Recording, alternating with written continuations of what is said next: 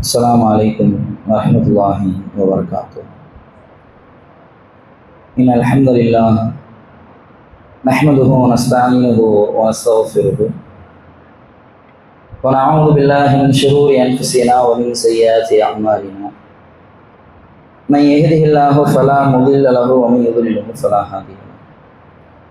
وأشهد أن لا إله إلا الله وحده لا شريك له وأشهد أن محمدا عبده ورسوله. قال نبينا صلى الله عليه وسلم: إن أصدق الحديث كتاب الله وأحسن الهدي هدي محمد صلى الله عليه وسلم وشر الأمور محدثاتها وكل محدثة بدعة وكل بدعة ضلالة وكل ضلالة في النار.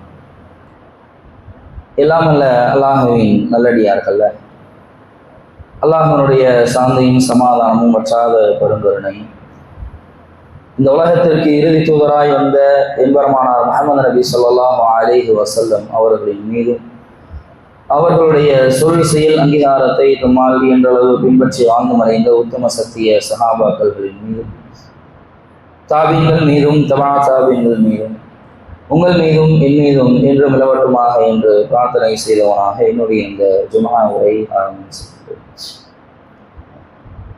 எல்லாம் அல்ல அல்லாஹ்வின் நல்லடியார்கள்ல, அல்லாஹ் தன்னுடைய திருமறையில் இந்த உலகத்தில் வாழக்கூடிய எல்லா மக்களுக்கும் உண்டான வசதி வாய்ப்புகளை ஏற்பாடு செய்து கொடுத்து, இந்த உலகத்தில் வாழ்வதற்குண்டான எல்லா அடிப்படை வசதிகளையும் இறைவன் செய்து கொடுத்து,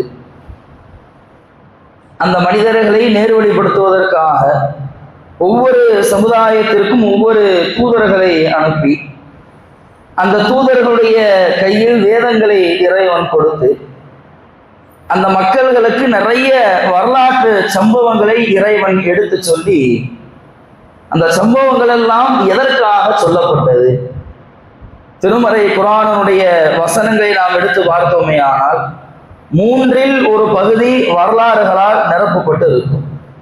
அந்த வரலாறுகளில் நடந்த விஷயங்கள், அந்த விஷயங்களின் மூலமாக அந்த சம்பவங்களுடைய இறுதியில் சொல்லப்பட்ட அறிவுரைகள், அந்த விஷயங்களில் ஏற்பட்ட தவறுகள், இப்படி எல்லா விஷயங்களையும் உள்ளடக்கி ஒவ்வொரு வரலாறுகளாக இறைவன் நமக்கு சொல்லி தருகிறார். நமக்கு தேவை நம்முடைய வாழ்க்கையிற்கு உண்டான அத்தியாவசியம், நம்முடைய வாழ்க்கையிற்கு உண்டான அடிப்படை தேவை என்பது நீர் இப்படி இருக்க வேண்டும் என்று சொன்னால் போதும். உங்களுடைய வாழ்க்கையை நீங்கள் இப்படி அமைத்துக் கொள்ளுங்கள். வட்டிக்கு செல்லாதீர்கள், விபச்சாரத்தின் பக்கம் நெருங்காதீர்கள், மதுவை அருந்தாதீர்கள், அடுத்தவருடைய சொத்துக்களை நீங்கள் அபகரிக்காதீர்கள். இது மாதிரியான உபதேசங்கள் மட்டும் ஒரு மனிதனுடைய வாழ்க்கையை செம்மைப்படுத்தும். ஆனால் இறைவன் வேறு சில தோணிகளை நமக்காக பயன்படுத்துகிறார். சம்பந்தமே இல்லாம ஆதம் அலைஹிஸ்ஸலாம் அவர்களுடைய வரலாறு எதற்கு நமக்கு? மூசா அலைஹிஸ்ஸலாம் அவர்களுடைய வரலாறு எதற்கு நமக்கு? இந்த விஷயங்களை எல்லாம் சொல்லிவிட்டு இறைவன் தன்னுடைய திருமறையில் சொல்லுகிறார்: லகத் கான கஸஸிஹிம் ஃபீ இப்ரத்தின் லிஉலில் அல்பாப். வரலாறுகள் திருமறை குர்ஆனில் சொல்லப்பட்டது மட்டும் கிடையாது, அது ஹதீஸ்களாக இருக்கட்டும், உலகத்தினுடைய வரலாறுகளாக இருக்கட்டும், இந்த வரலாறுகள் எல்லாம் மக்களுக்கு அழகிய படிப்பினை தருவதற்காகத்தான் உங்களிடத்தில் நான் இதை தந்திருக்கிறேன். எந்த வரலாறாக இருந்தாலும் சரி, ஹிட்லருடைய வரலாறா, அதிலும் ஒரு படிப்பினை இருக்கிறது. காந்தியினுடைய வரலாறா, அதிலும் ஒரு படிப்பினை இருக்கிறது. அலெக்சாண்டருடைய வரலாறா, அதிலும் ஒரு அழகிய படிப்பினை இருக்கிறது. எந்த வரலாற்று சம்பவங்களை எடுத்துக்கொண்டாலும் சரி, அதில் படிப்பினைகள் இருப்பதாக இறைவன் தன்னுடைய திருமறையில் பதிவு செய்கிறான். எதற்காக அந்த படிப்பினைகள்? அந்த படிப்பினைகளை எல்லாம் கேட்டு நம்முடைய வாழ்க்கையில ஒரு சில திருப்பு முனைகள் ஏற்பட வேண்டும். நிறைய மனிதர்களை பார்க்கிறோம், வாழ்க்கையில தீமையில் அவ்வளவு மூழ்கி இருப்பார்கள், வட்டியில அந்த அளவிற்கு மூழ்கி இருப்பார்கள். ஏதோ ஒருவர் தனிப்பட்ட முறையில் சந்தித்து பேசி இருப்பார், அல்லது ஜும்மாவில் இதை பற்றி கேட்டிருப்பார். அப்படியே இந்த பாவத்தை தூக்கி ஓரமா வச்சிருவார். இனிமேல் இந்த பாவத்தை நாம் செய்து விடக்கூடாது. வாழ்க்கையில ஒரு மாற்றம் ஏற்படுகிறது, இந்த மாற்றத்தை தான் இறைவன் வரலாறுகளின் மூலமாக நம்மிடத்தில் எதிர்பார்க்கிறோம். வெறுமனே ஒரு சில தகவல்களை கேட்டோம், இந்த விஷயத்தை நம்முடைய செவிப்புலன்களில் உள்ளே திணித்தோம், ஜும்மா முடித்துவிட்டு வெளியே செல்கிறோமா, அதோடு நமக்கும் அதற்கும் எந்த தொடர்பும் இல்லை. இப்படி இருந்து விடக்கூடாது. அப்படி இஸ்லாமியர்களுக்கு மத்தியில், இஸ்லாமிய வரலாற்றில், நபி அவர்களுடைய வாழ்க்கையில் மிகப்பெரிய ஒரு திருப்பு முனையாக அமைந்ததுதான் நபி அவர்களுடைய வாழ்க்கையில் நபி அவர்கள் செய்த முதல் மற்றும் இறுதி ஹஜ்ஜான அந்த ஹஜ்ஜத்துல் விதா, விடைபெறக்கூடிய நபி அவர்களுடைய அந்த ஹஜ். இந்த மாதம் கூட அதைத்தான் அஜெண்டாவாக எடுத்து மக்களிடத்தில் பிரச்சாரம் செய்து கொண்டு வருகிறோம். அல்லாஹ்வுடைய தூதர் அவர்கள் மக்காவில் பிரச்சாரத்தினுடைய வெளிப்பாடு என்றும் இல்லை என்று, மிக குறைவானதாக இருக்கிறது என்று இறைவன் புறத்திலிருந்து ஒரு கட்டளை. மக்காவில் பிரச்சாரம் செய்தது போதும், நீங்கள் மதீனாவிற்கு செல்லுங்கள்.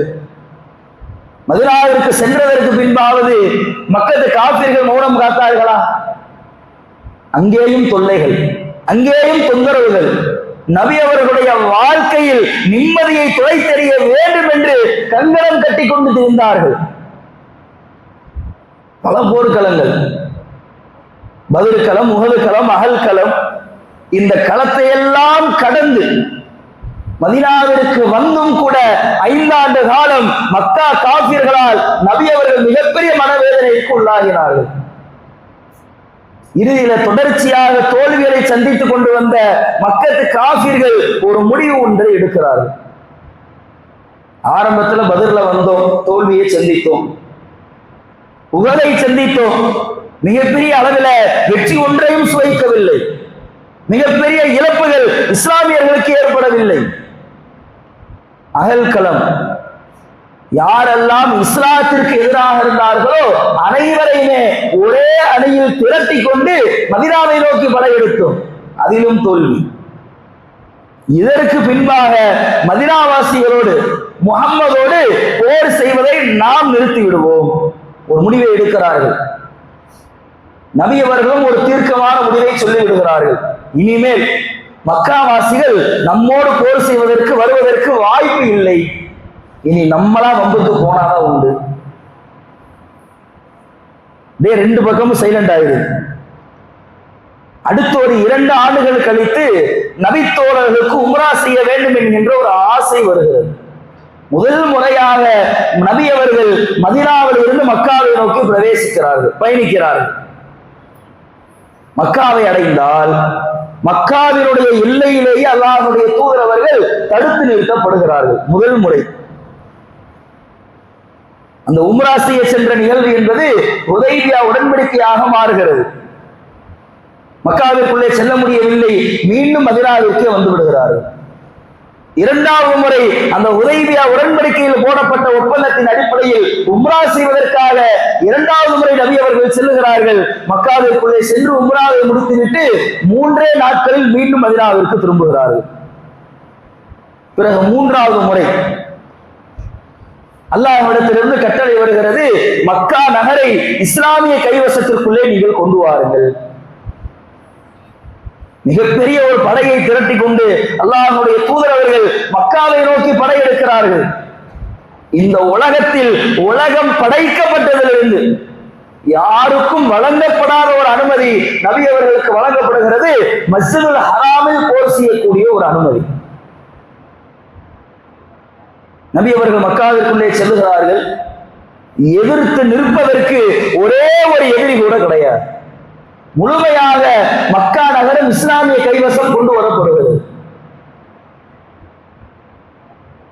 3வது முறை மக்காவை நோக்கி சென்ற அல்லாஹ்வுடைய தூதர் அவர்கள் மதீனாவை நோக்கி திரும்புகிறார்கள். பிறகு 4வது முறை நபி அவர்கள் நபி தோழர்களை எல்லாம் ஒன்று திரட்டி ஒரு அடிப்படை தகவல் ஒன்றை சொல்லுகிறார்கள். இந்த மார்க்கத்துல, இந்த இஸ்லாத்தில் உங்களுக்கு எதையெல்லாம் நான் கற்பிக்க வேண்டுமோ அனைத்து விஷயங்களையும் உங்களிடத்தில் நான் சொல்லிக் கொடுத்து விட்டேன். எப்படி தொழுகணும், எப்படி நோன்பு வைக்கணும், எப்படி ஆடை அணியணும், எல்லா ஒழுங்குமுறைகளையும் உங்களுக்கு நான் சொல்லிக் கொடுத்து விட்டேன். பெண்டிங் இருக்கிற ஒரே ஒரு விஷயம் ஹஜ்ஜினுடைய செய்முறைகள், ஹஜ்ஜினுடைய கிரியைகள். அது மட்டும் இன்னும் குறை இருக்கிறது. இன்ஷா அல்லாஹ் இந்த நேரத்தில், இந்த துல்ஹஜ்ஜுடைய மாதத்தில் நாம் மதீனா மக்காவை நோக்கி செல்லுவோம். நபித்தோழர்கள் மிகப்பெரிய ஆவலோடு மிகப்பெரிய ஆசையோடு இருக்கிறார்கள். எந்த அளவிற்கு முதல் 3 முறை நபி அவர்களோடு மகிழ்ச்சியாக மக்காவை நோக்கி சென்றார்களோ அதே மகிழ்ச்சி நபி அவர்களுடைய உள்ளத்தில் தெரிகிறது, அவர்களுடைய முகத்திலும் தெரிகிறது. அடுத்து நபி அவர்கள் ஒரு வார்த்தையை சொல்கிறார்கள், நபித்தோழர்களுடைய தலையில் இடி விழுந்தது போன்று இருக்கிறது. நபி அவர்கள் சொன்ன ஒற்றை வார்த்தை, யாரெல்லாம் என்னோடு ஹஜ் செய்ய வருகிறீர்களோ நான் செய்யக்கூடிய வழிமுறைகளை நீங்கள் நன்றாக கவனித்துக் கொள்ளுங்கள். ஏன் தெரியுமா? அடுத்த வருஷம் நான் இருப்பேனா இருக்க மாட்டேன்ன்றது எனக்கு தெரியாது. எனவே இந்த வருடம் நான் செய்யக்கூடிய ஹஜ்ஜுடைய கிரியைகளை நீங்கள் நன்றாக கவனித்துக் கொள்ளுங்கள். நபித்தோழருடைய கண்கள் கண்ணீரை வடிக்கிறது. இவ்வளவு நாட்கள் நம்மோடு இருந்த அல்லாஹ்வுடைய தூதர் அவர்கள் இன்றைக்கு பேசக்கூடிய வார்த்தையை பார்த்தால் அல்லாஹ்வுடைய அழைப்பை அவர்கள் ஏற்றுக்கொள்வதை போன்று இருக்கிறது. நபி அவர்கள் மரணத்தை குறித்து நம்மிடத்தில் முன்னறிவிப்பு செய்வதை போன்று இருக்கிறது. நபி அவர்களுடைய மரணத்தை குறித்து பேசி நபித்தோழர்கள் எல்லாம் அழுகுவதற்கு ஆரம்பிக்கிறார்கள்.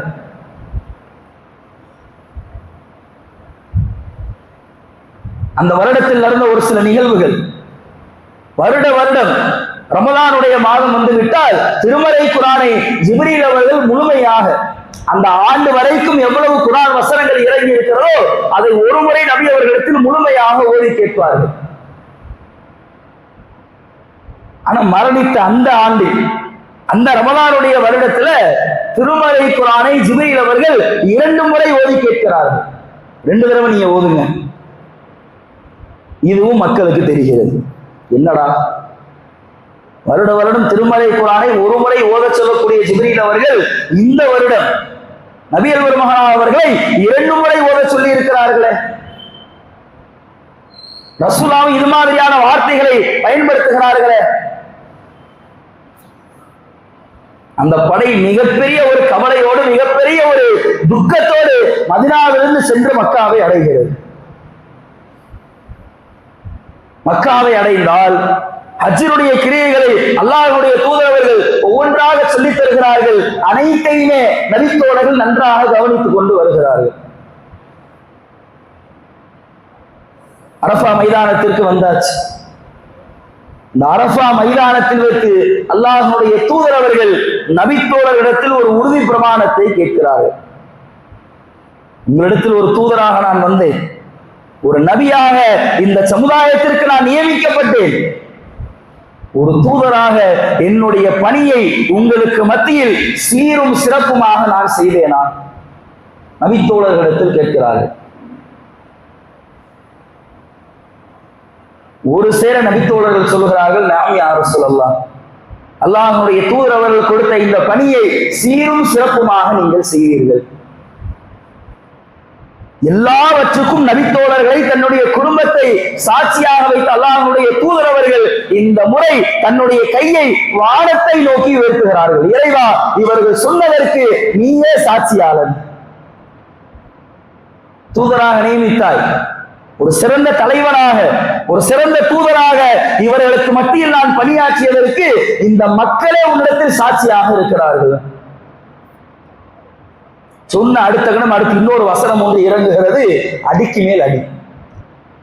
அது யௌம அக்மல்து லக்கும் தீனக்கும்.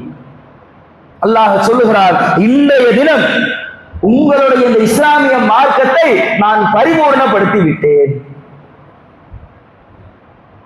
நபித்தோழர்கள் முழுமையாக விளங்கிக் கொள்கிறார்கள். நபி அவர்களுடைய மரணத்தை குறித்துதான் இறைவன் நம்மிடத்தில் பேசிக் கொண்டு இருக்கிறான். வசனத்தை கேட்ட உடனே எல்லா தோழர்களும் தேம்பி தேம்பி அழுக ஆரம்பிக்கிறார்கள். அரஃபா மைதானத்திற்கு அல்லாஹ்வுடைய தூதர் அவர்கள் வந்து எல்லா தோழர்களையும் ஒன்று திரட்டி நபி அவர்கள் நபித்தோழர்களுக்கு மத்தியில் பேசுவதற்காக ஆரம்பிக்கிறார்கள். அதுதான் நபி அவர்கள் நபித்தோழர்களுக்கு செய்த இறுதி பேருரை. தன்னுடைய 23 ஆண்டு காலகட்டத்தில் எந்தெந்த விஷயங்களை எல்லாம் விரிவாக நபி அவர்கள் எடுத்து சொன்னார்களோ அந்த விஷயங்களை எல்லாம் ரத்தின சுருக்கமாக ஒரே உரையில் நபி அவர்கள் கொண்டு வந்து கட்டமைக்கிறார்கள். நபி அவர்கள் பேச தொடங்குகிறார்கள். பொதுவா பேச்சிலையும் நபி அவர்கள் சொல்கிறார்கள், அல் பயானு மினஸ் சிஹர், பேச்சில் அப்படியே ஒரு சூனியம் இருக்கிறது என்று நபி அவர்கள் சொல்லி இருக்கிறார்கள். மக்களை கவர்ந்து தன் பக்கம் இழுக்கக்கூடிய ஒரு சக்தி என்பது அது மேடை பேச்சில் இருப்பதாக நபி அவர்கள் சொல்லி இருக்கிறார்கள். இன்னும் நபித்தோழர்கள் சொல்லுகிறார்கள், அல்லாஹ்வுடைய தூதர் அவர்கள் எங்களுக்கு மத்தியில் எப்போதெல்லாம் உரை நிறுத்துகிறார்களோ அப்பொழுது நபி அவர்களுடைய உரை எப்படி இருக்கும் தெரியுமா? ஒரு போர் படையில் இருக்கின்ற பொழுது அந்த படையினுடைய தளபதி அந்த போர் வீரர்களுக்கு எப்படி உபதேசம் செய்வாரோ அதே போன்று நபி அவர்களுடைய பேச்சு தோணி இருக்கும். அந்த படை வீரர்கள் எப்படி அந்த படை தளபதி சொல்வதை கேட்பார்களோ அதே போன்று நாங்களும் அல்லாஹ்வுடைய தூதர் அவர்கள் சொல்வதை அவ்வளவு ஆழமாக கேட்போம். முதல் விஷயமாக அல்லாஹ்வுடைய தூதர் அவர்கள் நபித்தோழர்களிடத்தில் கேட்கிறார்கள், இது என்ன நாளுன்னு உங்களுக்கு தெரியுமா? நபித்தோழர்கள் சொல்லுகிறார்கள், அல்லாஹும் அவனுடைய தூதரவே நன்கறிந்தவர்கள். இது என்ன இடம் உங்களுக்கு தெரியுமா? நபித்தோழர்கள் சொல்லுகிறார்கள், அல்லாஹும் அவனுடைய தூதரவே நன்கறிந்தவர்கள். மூன்றாவதாக நபி அவர்கள் கேட்கிறார்கள், இது என்ன மாதம் உங்களுக்கு தெரியுமா? அதற்கும் நபித்தோழர்கள் ஒரு சேர சொல்லுகிறார்கள், அல்லாஹும் அவருடைய தூதரவே நன்கறிந்தவர்கள். அடுத்து நபி அவர்கள் அதற்குண்டான பதிலை பதிய வைக்கிறார்கள். அது என்ன நாளன் நபித்தோழர்களுக்கு தெரியாதா? அரஃபா தினம். 1400 வருடத்தை கடந்து இங்கே அமர்ந்திருக்கிற நமக்கு தெரியாதா? அரஃபாவில் நபி அவர்கள் கூடியது துல்ஹஜ் பிறை 9, அது அரஃபாவினுடைய தினம். நமக்கு தெரிந்தது நபித்தோழர்களுக்கு தெரியாதா? அது என்ன இடம்ன்றது அந்த இடத்தில் வாழ்ந்தவர்களுக்கு தெரியாதா? அது என்ன மாதம் என்பது அந்த நாட்களில் காலத்தை கழித்தவர்களுக்கு தெரியாதா? எல்லாவற்றுக்கும் உண்டான பதில்கள் நபித்தோழர்களுக்கு தெரியும். இருந்தும் ஏன் மௌனம் காத்தார்கள்? பதிலை சொல்ல ஏன் மறுத்தார்கள்? ஒரு முக்கியமான தகவலை நபி அவர்கள் நம்மிடத்தில் பதிய வைக்க போகிறார்கள். அந்த ஒரு எதிர்பார்ப்பு. அடுத்து நபி அவர்கள் அடுக்குகிறார்கள், இந்த இடத்தை அல்லாஹ் எந்த அளவிற்கு புனிதமாக்கி இருக்கிறானோ, இந்த நாளை அல்லாஹ் எந்த அளவிற்கு புனிதமாக்கி இருக்கிறானோ, இந்த மாதத்தை இறைவன் எந்த அளவிற்கு புனிதமாக்கி இருக்கிறானோ அதே அளவிற்கு ஒவ்வொரு மனிதனுடைய மான மரியாதையையும் இறைவன் புனிதமாக்கி இருக்கிறான். அடுத்தவர்களுடைய மான விஷயத்தில் நீங்கள் கவனமாக இருந்து கொள்ளுங்கள். ஒருத்தவனுடைய மானத்தை பறிபோக வைக்கிறோமா? அடுத்தவர்களுடைய அமானிய விஷயத்தில் தலையிடுகிறோமா? இது காபத்துல்லாவை அசிங்கப்படுத்துவதற்கு சமம். அரஃபா தினத்தை கேவலப்படுத்துவதற்கு சமம். துல்ஹஜ் மாதத்தை இழிவுபடுத்துவதற்கு சமம். நபி அவர்கள் எச்சரிக்கிறார்கள்.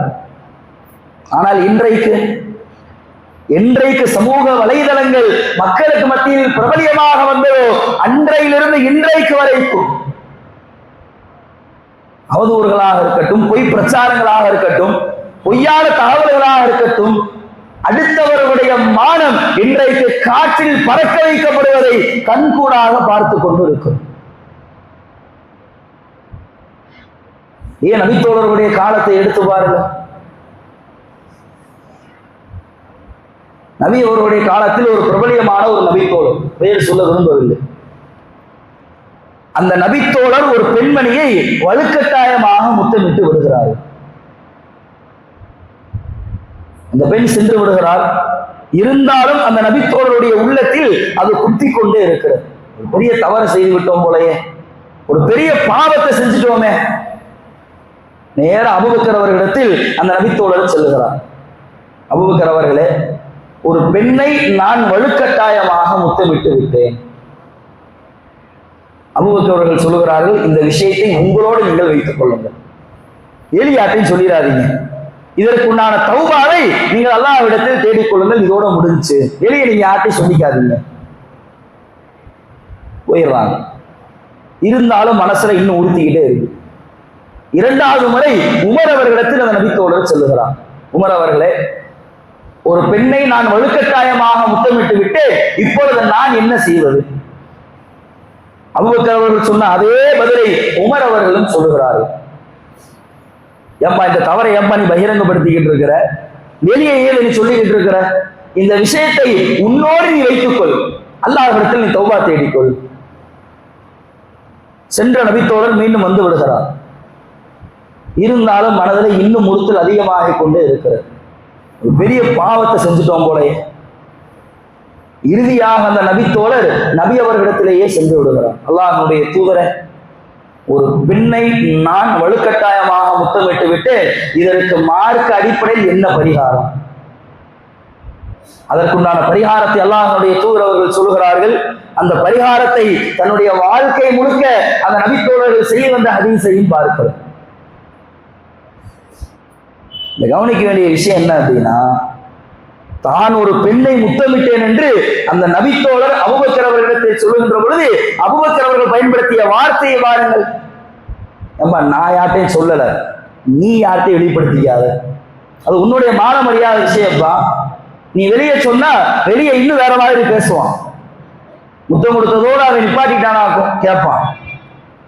அப்ப இந்த விஷயத்தை நீ வெளியே சொல்ல வேண்டாம் என்று அபூபக்கர் அவர்கள் ஆலோசனை தருகிறார்கள். உமர் அவர்களும் அதே ஆலோசனையை தருகிறார்கள். அடுத்தவருடைய மான மரியாதையை எந்த அளவிற்கு பேணி பாதுகாக்க வேண்டும் என்பது இந்த சம்பவம் எல்லாம் நமக்கு ஒரு சாட்சி. இதே நம்மள்ட்ட வந்து ஒருத்தன் கேட்கட்டுமே, ஒரு பெண்ணை தெரியாம முத்தமிட்டேன், என்ன பண்றது? அதை கேட்டுக்கிட்டு இருக்கும் போதே இங்க குடும்ப குரூப்ல உள்ள பரவி மாதிரி அப்துல்லா வந்து ஃபாத்திமாவுக்கு முத்தம் கொடுத்துட்டானாம்ல, இவனை என்ன பண்ணலாம்? ஏன்னா அதை எதுக்கு உன்ட்ட வந்து நின்னா? ஒரு மார்க் அடிப்படையில் ஒரு தீர்வை சொல்லுவ, அல்லது மன ஆறுதலுக்காக 4 வார்த்தையை சொல்ல ஓட்ட வந்து நின்றா நீ அதை ஊருக்குலாம் பரப்பிக்கிட்டு இருக்கியே. தீமையான விஷயங்களை அடுத்தவர்களுடைய மான மரியாதையில் இன்றைக்கு விளையாடுவது என்பது நம்முடைய சமுதாயத்தில் சர்வ சாதாரணமாக மாறிவிட்டது. யாருக்கும் தெரியாம தெருமுக்குல ஒரு டீ கடைக்கு பின்னாடி நின்று ஒரு ஆள் சீரடு குடிச்சு நிற்போம். அதை நம்மால ஒருத்தையும் பார்த்துவோம். அந்த தெருமுக்குல இருந்து வீட்டுக்கு வரதுக்குள்ள 4 பேர் அவர்கிட்ட கேட்டுருவான். எப்படி? பார்த்தது ஒருத்தன் தான், கேட்கறத பார்த்தா 100 பேர் வீட்டுக்கு வரதுக்குள்ள கேட்டுறான். எப்படி? பார்த்தவன் சும்மா இருக்கிறானா உடனே போன், நான் அவன் எப்படி பண்ணிட்டானே, நான் பார்க்கிறேன் டீ கடைக்கு தான் போறான்னு பார்த்தா டீ கடைக்கு பின்னாடி எதுக்கு அவன் போறான்? அது உனக்கு தேவையா?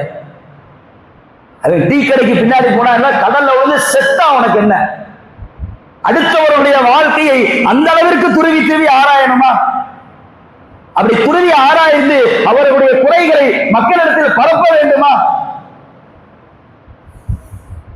சில நபர்களுக்கு சில விஷயங்களில் தூக்கமே வராதுங்க. ஒரு மனிதனை பற்றி ஒரு தவறு, ஒரு குறை அவனுக்கு தெரிய வந்தால் அதை 4 பேர்த்துல சொல்லாம அவனுக்கு தூக்கம் வராது. நைட்டு 2 மணியா இருந்தாலும் நெருங்கியவர்களிடத்தில் போன் போட்டு சொல்லாம தூங்க மாட்டான். இதை மார்க்கம் அடியோடு வெறுக்கிறது. இப்படி செய்யாதீங்க. அது அடுத்தவருடைய கண்ணியம் என்பது அது காபத்துல்லாவிற்கு நிகரானது. நம்முடைய வாழ்க்கையில் நம்ம தவறு செய்யாமல் இருக்கிறோமா? நம்மளுடைய வாழ்க்கையில் குற்றங்கள் செய்யாமல் இருக்கிறோமா? தனிப்பட்ட வாழ்க்கையை எடுத்து பார்த்தால் நாம் எந்த அளவிற்கு கீழ்த்தவனார்கள் என்பதை நம்மை நாம் அறிவோம்.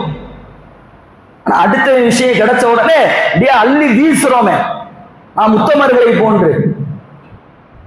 அல்லாஹ்வுடைய தூதரவர்கள் இதற்காகத்தான் சொன்னார்கள். ஒரு மனிதனுடைய குறை உனக்கு தெரிய வருகிறதா? இந்த குறையை இந்த உலகத்தில் நீ மறைத்தீரையானால் உன்னுடைய தனிப்பட்ட குறையை நாளை அல்லாஹ் மறைப்பான். அதை வெளிப்படுத்துவது என்பது காபத்துல்லாவை அசிங்கப்படுத்துவதற்கு சமம். முதல் விஷயமாக, முதல் உபதேசமாக அல்லாஹ்வுடைய தூதரவர்கள் இதைத்தான் இந்த மக்களுக்கு மத்தியில் பதிய வைத்தார்கள். அடுத்தவர்கள் விஷயமான விஷயத்துல கொஞ்சம் கவனமா இருந்துக்கோங்கப்பா. கவனம் இல்லாம இருந்துடாதீங்க. அது உங்களை நாளை மறுமையில் அசிங்கப்படுத்துவதற்குண்டான ஒரு வழிவகையாக மாறிவிடும். நிறைய உபதேசங்கள் அந்த உரையிலேயே. முழுமையாக சொல்ல வேண்டும் என்றால் ஒரு வருட காலம் போதாது, அவ்வளவு உபதேசங்கள். அடுத்து நபி அவர்கள் கணவன் மனைவியினுடைய வாழ்க்கையிற்குண்டான ஒரு தத்துவத்தை அந்த இடத்தில் பதிய வைக்கிறார்கள். முதல் ஆண்களிடத்தில் எடுத்து சொல்கிறார்கள். கணவன்மார்களை எல்லாம் அழைத்து ஆண்களுக்கு உண்டான உபதேசம். வாங்க, ஒரு 2 முக்கியமான உபதேசம். நீங்கள் உங்களுடைய குடும்பத்திற்கு பொருளாதாரத்தை செலவு செய்கின்ற பொழுது நீங்கள் கஞ்சத்தனம் படாமல், பொருளாதாரம் கையில இருக்குது, அல்லாஹ் பொருளாதாரத்தை மறக்கத்தான் கையில கொடுத்துருக்கிறான், நான் சேர்க்கணும், வீடு வாங்கணும், இடத்தை வாங்கணும், கார் வாங்கணும், பங்களா வாங்கணும், இந்த சிந்தனை இல்லாமல் அத்தியாவசியமாக உங்களுடைய குடும்பங்களுக்கு எது தேவைப்படுகிறதோ அதை நீங்கள் தாராளமாக செலவு செய்யுங்கள். அடுத்து நபி அவர்கள் ஆண்களிடத்தில் சொல்கிறார்கள், 2வது உபதேசமாக, உங்களுடைய மனைவிமார்கள் வெட்கக்கேடான விஷயத்தை செய்தால் கூட அவர்களை நீங்கள் கண்டிக்கின்ற பொழுது காயம் ஏற்படுத்தாதவாறு நீங்கள் அவரை கண்டித்துக் கொள்ளுங்கள். வெளிப்படையான வெட்கக்கேடான காரியத்தை செய்தால் கூட காயத்தை ஏற்படுத்தாத வேண்டுமானால் அவர்களை நீங்கள் அடித்துக் கொள்ளுங்கள். ஏன்? அவர்களிடத்தில் நீங்கள் இல்லறத்தை தவிர வேறு எதையும் நீங்கள் உரிமையாக பெறவில்லை. கல்யாணம் பண்ணிட்டு வந்துட்டா அவளுக்குன்னு உங்க குடும்பத்துல கூட சப்போர்ட் கிடையாது, நம்மளை அண்டிதான் வாழணும், அதனால நம்மளால எந்த அளவுக்கு கொடுமைப்படுத்த முடியுமோ அந்த அளவிற்கு கொடுமைப்படுத்துவோம். இந்த சிந்தனை இருக்கக்கூடாது. அந்த பெண்ணிற்கு உண்டான முழு உரிமையையும் மார்க்கம் அந்த பெண்ணிற்கு தருகிறது. நமக்கு அந்த பெண் மீது இருக்கிற ஒரே உரிமை இல்லறம் மட்டும்தான். இதை குறித்து ஆண்களுக்கு நபி அவர்கள் சொல்லுகின்ற பொழுது, நல்ல தாராளமா செலவு பண்ணுங்க, கண்டிப்பா அடிக்க வேண்டும் என்கின்ற சூழ்நிலை வந்தால் காயம் ஏற்படுத்தாதவாறு நீங்கள் அடித்துக் கொள்ளுங்கள், அவ்வளவுதான். பெண்களின் பக்கம் அல்லாஹ்வுடைய தூதர் அவர்கள் திரும்புகிறார்கள். பெண்களை பார்த்து அல்லாஹ்வுடைய தூதர் அவர்கள் சொல்லுகிறார்கள், உங்களுடைய கணவர்மார்கள் யாரை வெறுக்கிறார்களோ, யாரிடத்தில் சண்டையிட்டு இருக்கிறார்களோ அவர்களை உங்களுடைய வீட்டிற்குள்ளே நீங்கள் அனுமதிக்க வேண்டாம். பொதுவாக ஆண்களுடைய வாழ்க்கை எடுத்து பாருங்களேன். ஒரு 10 பேர்த்துல பழகணும் அப்படின்னா அதுல ஒரு 2 பேர்த்துல கண்டிப்பா சண்டை போட்டுதான் இருக்கும். அது ஆண்களுடைய யதார்த்த வாழ்க்கை. இப்ப அதை குறித்து அல்லாஹ்வுடைய தூதர் அவர்கள் சொல்லுகிறார்கள், உங்களுடைய கணவர்மார்கள் யாரை வெறுக்கிறார்களோ அவர்களை உங்களுடைய வீட்டிற்குள்ளே நீங்கள் அனுமதிக்காதீர்கள். 2வதாக நபி அவர்கள் சொல்லுகிறார்கள், உங்களுடைய கணவர்மார்கள் பொருளாதாரத்தை சம்பாதித்து கொண்டு வந்து உங்களுடைய கையில் தருகிறார்களே, அந்த பொருளாதாரத்தை நீங்கள் செலவு செய்கின்ற பொழுது உங்களுடைய கணவனுடைய அனுமதியோடு அந்த பொருளாதாரத்தை நீங்கள் செலவு செய்யுங்கள். பொதுவாக ஆண்களை பொறுத்த வரைக்கும் என்ன உபதேசம் செய்தாலும் அதை அழகிய முறையில் கேட்டுக்கொள்வார்கள். பெண்கள் அப்படி கிடையவே கிடையாது. ஜமாத்துக்கு குடும்ப பிரச்சனை வருதா, கணவனை பிடிச்சி ஜமாத்துல அவ்வளவு திட்டுவோம், மெய்யா உட்கார்ந்துருப்பாரு, எதிர்த்து கூட பேச மாட்டார். இந்த மனைவியை பார்த்து ஏமா இப்படி பண்ணன்னு தான் கேட்போம். அது எப்படி என்ன நீங்க கேள்வி கேட்கலாம்? என் புருஷனே என்னை கேள்வி கேட்டது கிடையாது, எங்க அத்தாவே என்னை கேள்வி கேட்டது கிடையாது, நீங்க எப்படி என்னை கேள்வி கேட்கலாம்? யார்கிட்ட? ஜமாத் நிர்வாகிகள்கிட்ட. இப்ப பெண்களை சமாளிக்கிறது மிகப்பெரிய ஒரு கடினமான ஒரு விஷயம். அது ரசூலுல்லாஹ் பேருரையில இந்த வார்த்தையை சொல்லிட்டாங்களா, பெண்கள் வந்து ஒரு பெரிய கூட்டம் அப்படியே கிளம்பி ரசூலுல்லாஹ்வை நோக்கி வருது, படையெடுத்து வருது. அதுல முதல்ல தலைமுறையாகி வர்றது யாரு தெரியுமா? நபி அவர்களுடைய சாட்சி ஹிந்த் அவர்கள், அபூ சுஃபியானுடைய மனைவி. முகமதே, பொருளாதாரத்தை தாராளமா செலவு செய்யுங்கன்னு ஆண்களை பார்த்து சொன்னேன். சரி, ரைட்டு, ஓகே. ஆனா என்னுடைய கணவர், உன்னுடைய சாச்சா, குடும்பத்திற்கு செலவு செய்வதற்கு ரொம்ப கஞ்சத்தனம் பண்றாரு. இப்ப இடம் பண்றது சொல்லலாம், மேல இங்கேயும் பாக்குறாங்க. சரி, ரைட், இங்க வாங்க. கணவன்மார்கள்ட்ட கையில பொருளாதாரம் இருக்கு, ஆனால் தருவதற்கு மறுத்தார்களே, ஆனால் அல்லாஹ்விற்கு அஞ்சி உங்களுக்கு அந்த குடும்பத்தை நடத்துவதற்கு என்ன பொருளாதாரம் தேவைப்படுகிறதோ அதை அவர்களுடைய அனுமதி இல்லாமல் நீங்கள் எடுத்துக்கொள்ளலாம். ஒரு அனுமதி ஒன்றை தருகிறார்கள். இந்த வார்த்தையை ரசூலுல்லாஹ் சேர்த்து பயன்படுத்துறாங்க. இப்ப அல்லாஹ்வை அஞ்சி நீங்க எடுத்துக்கோங்க. ரசூலுல்லாஹ் சொல்லிட்டாங்களே, கணவன் இருக்கிற எல்லா காசு பணத்தையும் உருவிட்டு அவனை ஓட்டாண்டியா விட்டுருவோம், விட்டுறக்கூடாது. அன்றைக்கு குடும்பம் நடத்துவதற்கு என்ன தேவையோ அதை அனுமதி இல்லாமல் எடுத்துக்கொள்ளலாம், அவ்வளவுதான். இந்தவங்க போயிட்டாங்க. இந்த பின்னாடி ஒரு படையோடு ஒரு சில பெண்கள் வந்தார்களே, நபி அவர்களை சூழ்ந்து கொண்டு அடுத்து நபி அவர்களிடத்தில் கேட்கிறார்கள், அல்லாஹ்வுடைய தூதரே, அது எப்படி கணவர் கொடுக்கிற பொருளாதாரத்தை கேட்டுதான் கணவன் கேட்டுதான் அதை செலவு செய்யணும் அப்படின்னா அந்த பொருளாதாரத்துல தான் வீட்டை நாங்க சமைக்கிறோம், அதுலதான உணவு ஏற்பாடு பண்றோம். அப்ப என்ன சமைக்கிறோன்றத முதற்கொண்டு கணவன் நாங்க கேட்கணுமா? என்ன சமைக்கணுன்ற உரிமை கூட மார்க்க எங்களுக்கு கொடுக்கலையா? ஒரு சிம்பத்திய பெண்களுக்கு கிரியேட் பண்ணுவாங்களா? அந்த மாதிரி மார்க்க எங்களுக்கு அந்த அனுமதி கூட கொடுக்கலையா?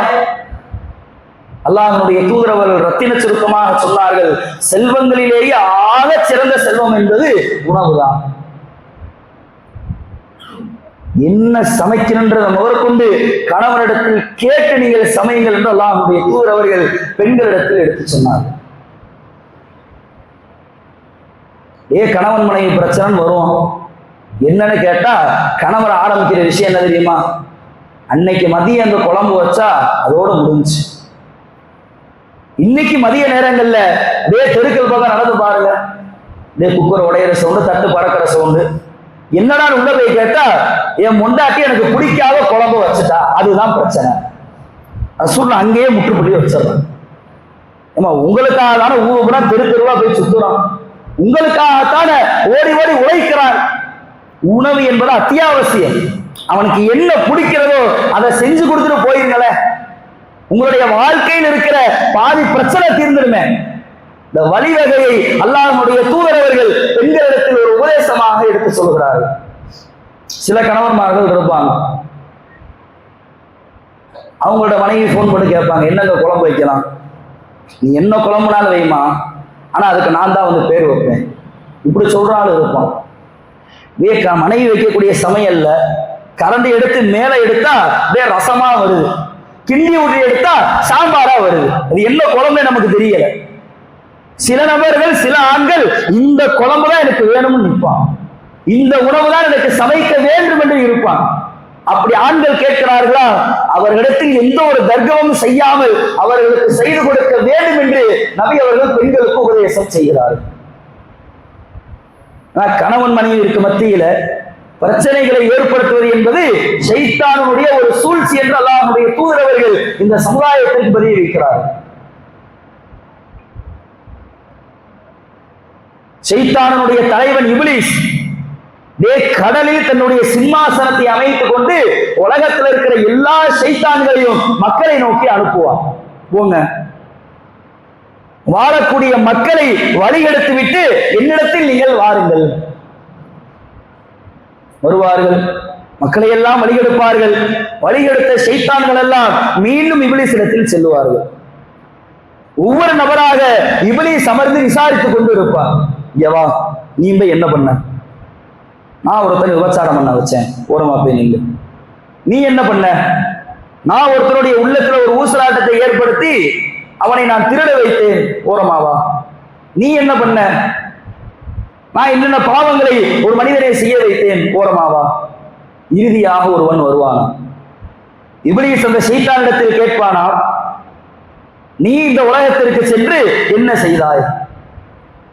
இப்பொழுது அந்த ஷைத்தான் சொல்லுவானா, நான் என்னுடைய திறமையை பயன்படுத்தி கணவன் மனைவிற்கு மத்தியில் ஒரு சண்டையை, ஒரு பிரச்சனையை நான் ஏற்படுத்தினேன், அவ்வளவுதான்.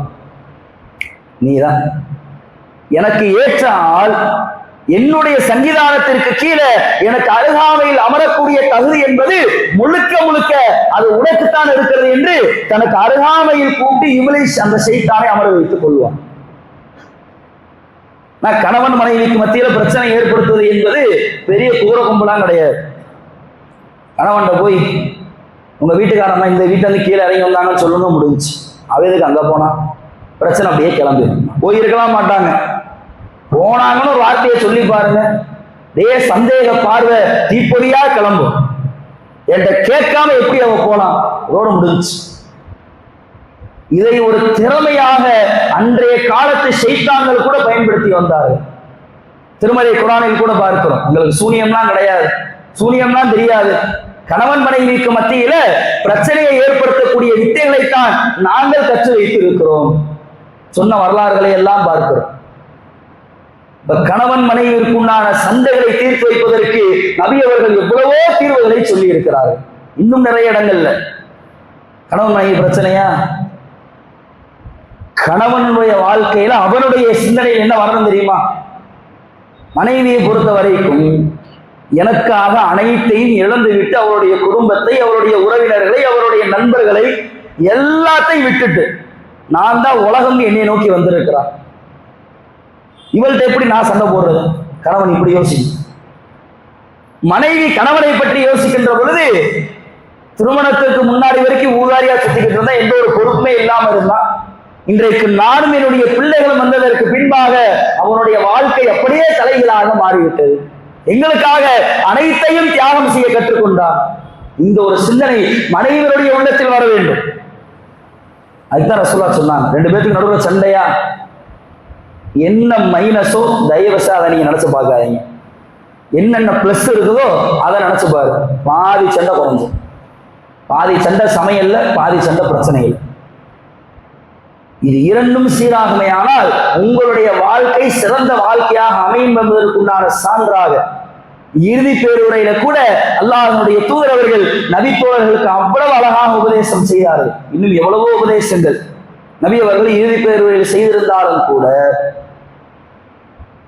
அதை தாண்டி நிறைய உபதேசங்கள் இருக்கிறது. சில நேரம் இருந்தால் அதை முழுமையாக எடுத்து படித்து பாருங்கள். அதன் மூலம் பெறக்கூடிய படிப்பனையினால், அந்த விஷயங்களின் மூலமாக நம்முடைய வாழ்க்கையில் ஏற்படக்கூடிய மாற்றங்களினால் இறைவன் உங்கள் அனைவரையும் என்னையும் சொர்க்கத்தில் சேர்த்தரக்கூடிய ஒரு வாய்ப்பாக அது அமையும் என்று கூறி என்னுடைய இந்த முதல் உரை நிறைவு செய்கிறேன். அஸ்ஸலாமு அலைக்கும்.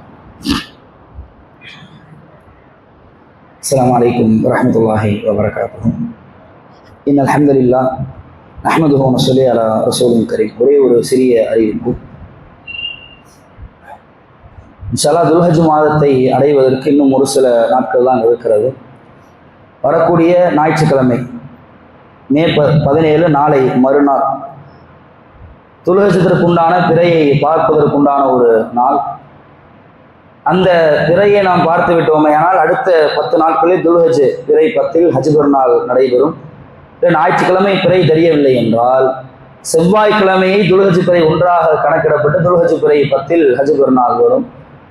இந்த துல்ஹஜ் மாதம், இந்த மாதத்தில் செய்யக்கூடிய அமல்களுக்கு நிறைய கூலிகள் இருக்கிறது. ரமதானுடைய மாதம் எந்த அளவுக்கு சிறப்புப்படுத்த மாதம் என்று சொல்லப்பட்டிருக்கிறதோ, ரமதானுடைய மாதத்தில் செய்யக்கூடிய அமல்களுக்கு அதிகமான கூலிகள் எப்படி வழங்கப்படுகிறது என்று சொல்லப்பட்டிருக்கிறதோ, அதே போன்று இந்த துல்ஹஜ் பிறை இந்த முதல் 10 நாள் துல்ஹஜ் பிறை பார்க்கப்பட்டதில் இருந்து அந்த ஹஜ் பெருநாள் தொழுகின்ற வரைக்கும் அந்த இடைப்பட்ட ஒரு 9-10 நாட்கள் இருக்குது. இந்த நாட்களில் நாம் செய்யக்கூடிய அமல்களுக்கு அதிகமான கூலிகள் அல்லாஹ் நமக்கு தருவதாக சொல்லுகிறார். எனவே அந்த நாட்களை தேவையில்லாமல் வீணடித்து விடாமல் திருமறை குர்ஆனை ஓதுவதன் மூலமாக, மார்க்க உபதேசங்களை அதிகமாக கேட்பதன் மூலமாக நன்மைகளை சம்பாதித்து இதன் மூலம் நாளை சொர்க்கத்திற்கு செல்லக்கூடிய நன்மக்களாக அல்லாஹ் உங்களையும் என்னையும் ஆக்கருள் புரிவானாக என்று கூறி என்னுடைய இந்த ஜுமா உரையை நிறைவு செய்கிறேன். வ ஆகிரு தஅவானா அல்ஹம்துலில்லாஹி ரப்பில் ஆலமீன். அஸ்ஸலாமு அலைக்கும் வரஹ்மத்துல்லாஹி வபரகாத்துஹு.